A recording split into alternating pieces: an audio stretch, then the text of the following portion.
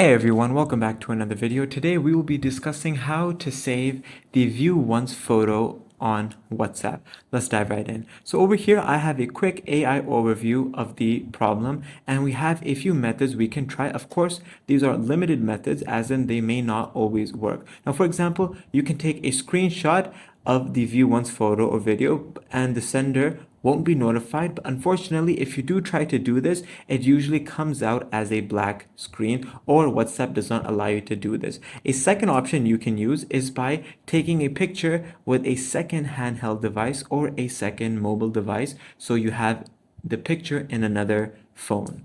You can also try screen mirroring, as in connecting it to a TV or a computer, and then you can take a picture of the image on the larger screen. Or for example, you can use a PC screen recorder or your own phone screen recorder. However, WhatsApp usually blocks that out. Now, unfortunately, there is no direct way of saving the view once photo on WhatsApp, but there are a few roundabout ways as we have discussed, and hopefully these will be helpful. I hope this video was helpful. Thanks for watching.